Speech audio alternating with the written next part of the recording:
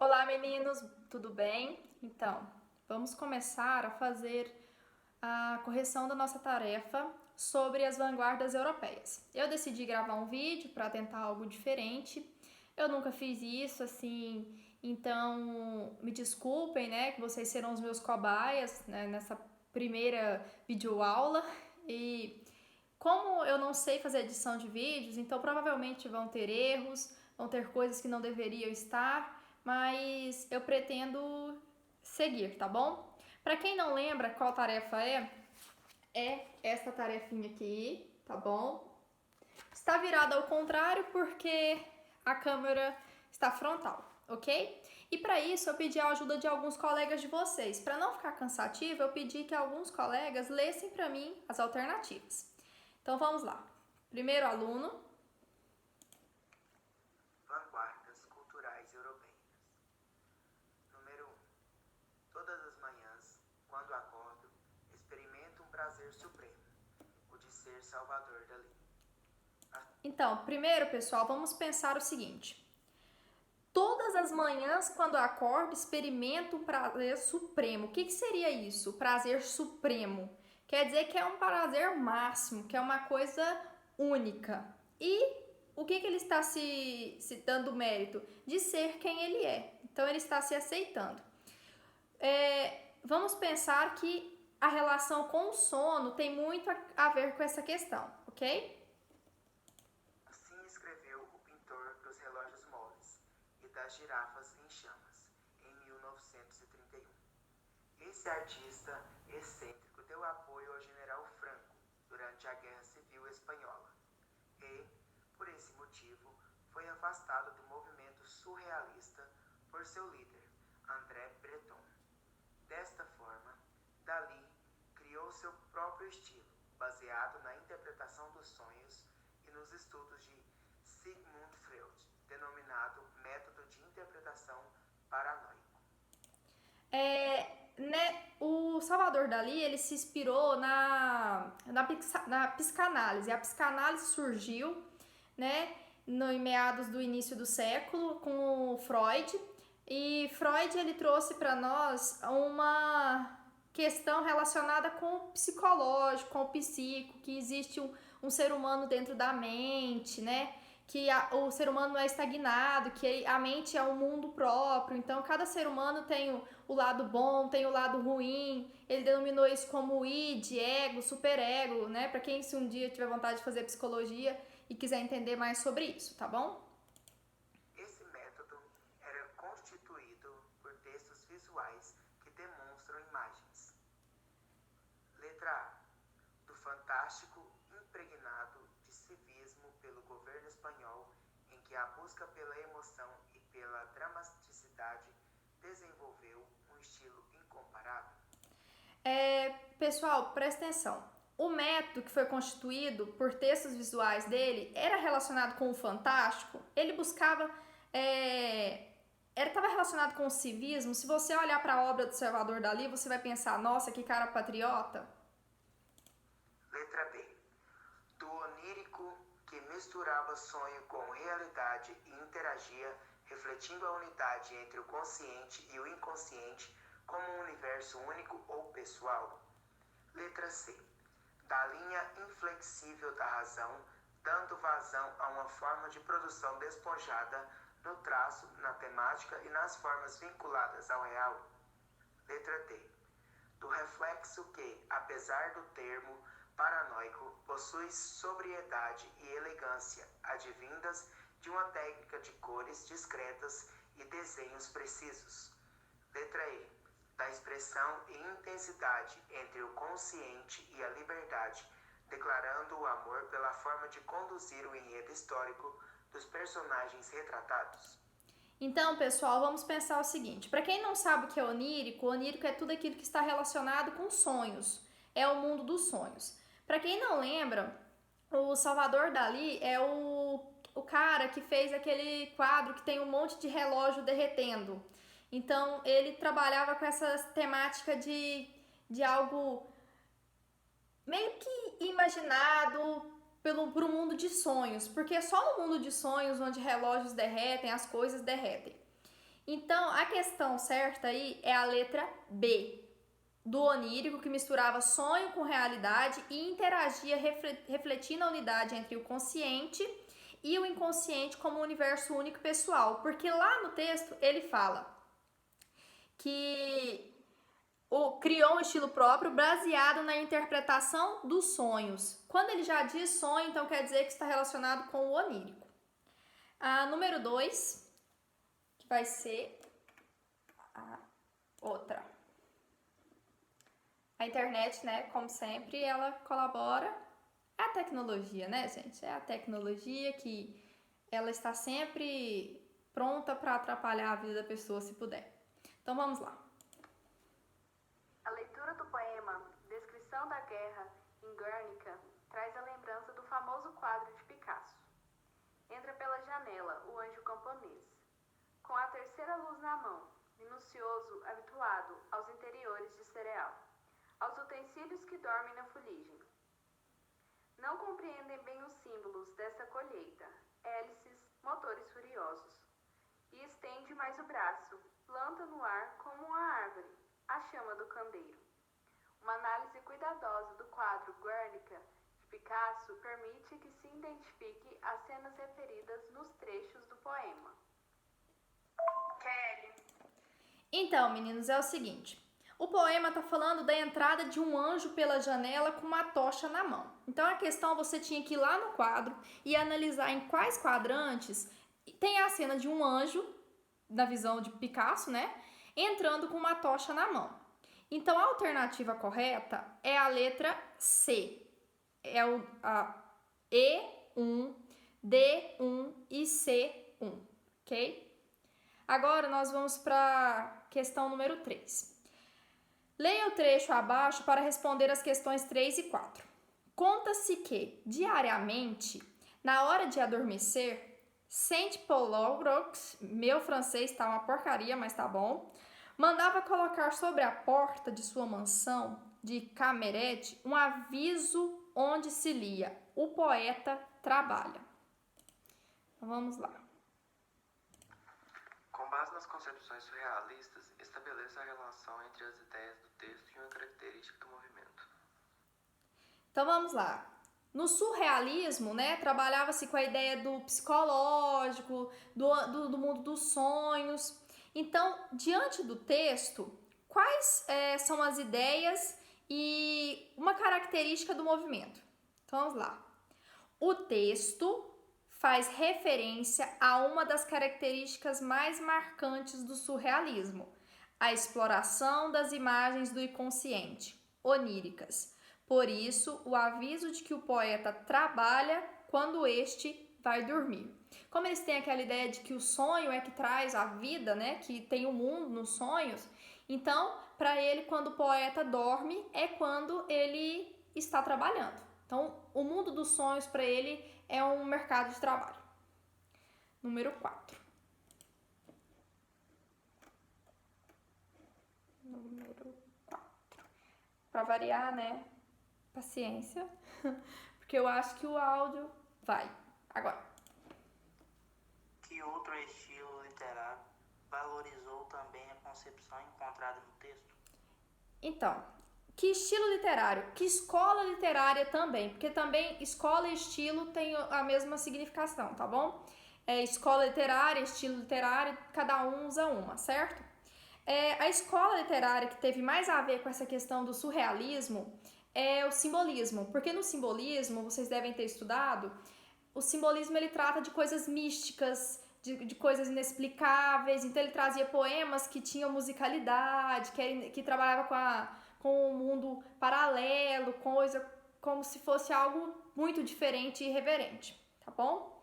Número 5. Vamos lá. Número 5. Vai dar certo. Tenham fé que vai dar certo. Eu com essa minha vida de blogueira já está quase encerrando, tá bom? Assim, não sei se eu vou levar isso pra frente não, porque tá bem difícil. Mas vai dar certo. Faça-se a luz. Márica. Vamos? 1, 2. Então eu vou ter que ler. Tá difícil sem viver com a realidade. Muito difícil viver com a realidade. Na número 5, vocês vão olhar aí que tem um jogo de imagens. Então, fez uma intertextualidade entre algo que é de hoje, né? Que é a tirinha. A tirinha é algo muito recente da sociedade, né? Que nós hoje produzimos muitas tirinhas. E traz quadros que são da época do modernismo. A questão, ela pede para que você analise a tira e analise os quadros para verificar qual imagem aqui está relacionada com o quadro. Infelizmente, você que gravou para mim o número 5, não vai dar. Ah, apareceu. Vamos lá. O autor da tira utilizou os princípios de composição de um conhecido movimento artístico para representar a necessidade de um mesmo observador aprender a considerar simultaneamente diferentes pontos de vista.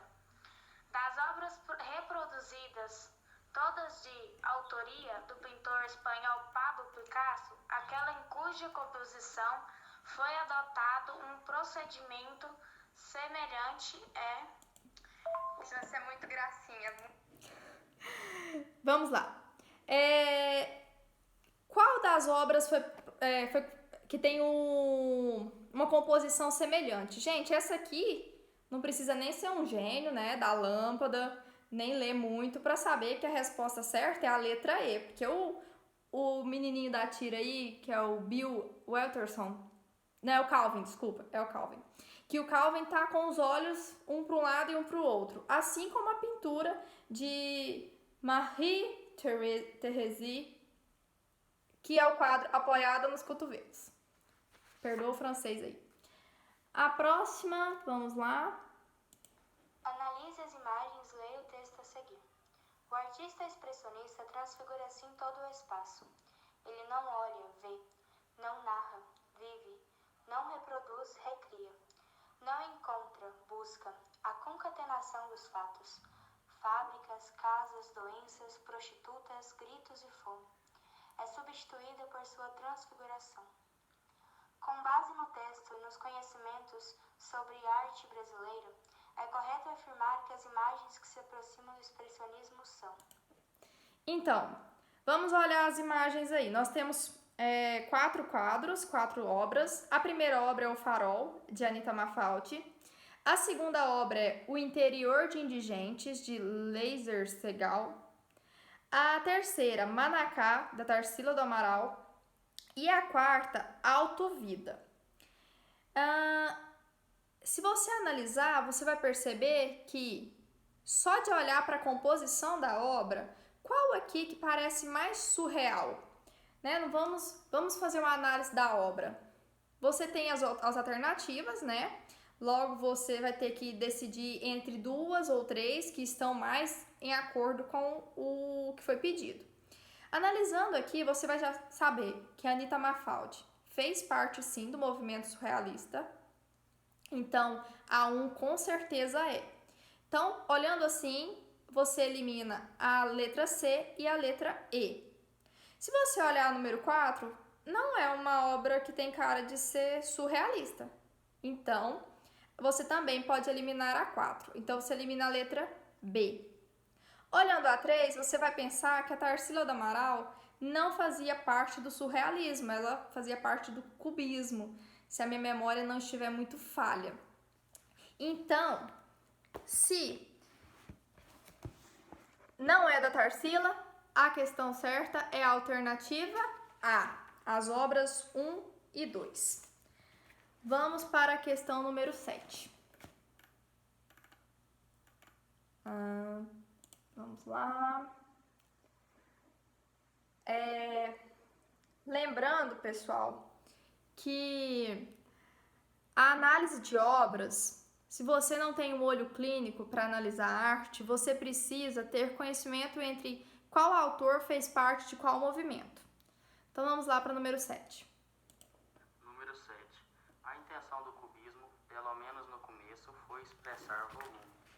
Desse modo, o espaço tridimensional, espaço natural, permaneceu. O cubismo, portanto, continuou sendo basicamente uma expressão naturalista e foi apenas uma abstração, não a verdadeira arte abstrata. Assinale a alternativa em que a obra expressa, por meio de eliminação do naturalismo, o que Mondrian denomina verdadeira arte abstrata. Letra A. O Estúdio Vermelho de Henri Matisse, 1911. 2. Formas de continuidade no espaço de Umberto Boccioni, 1913. Letra C. Café da Manhã de Joan Gris, 1911. Letra D. Quadrado Negro de Casimir Malevich, 1921. E letra E. A Torre Eiffel de Robert Delaunay, 1911. Então, pessoal, vamos analisar aí. Eu, com a minha obra de artista, com a minha alma de artista plástico, que não tenho, de pintora também que não. Dentre todas as 5 imagens, você batendo o olho, qual que para você é mais abstrata? Talvez um quadro negro, porque eu não sei interpretar o que significa um quadro negro. Então, a resposta certa é a letra D. Vamos para a questão número 8.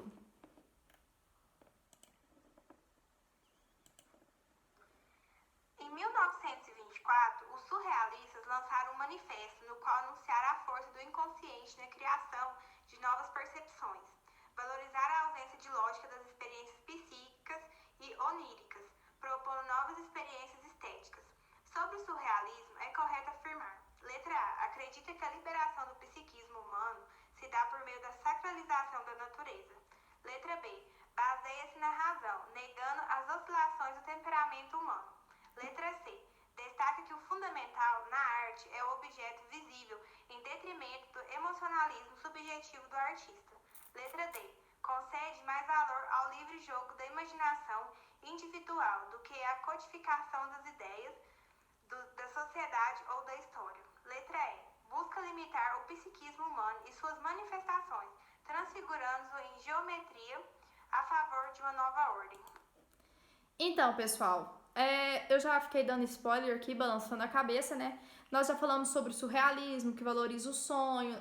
Sonho tem limite?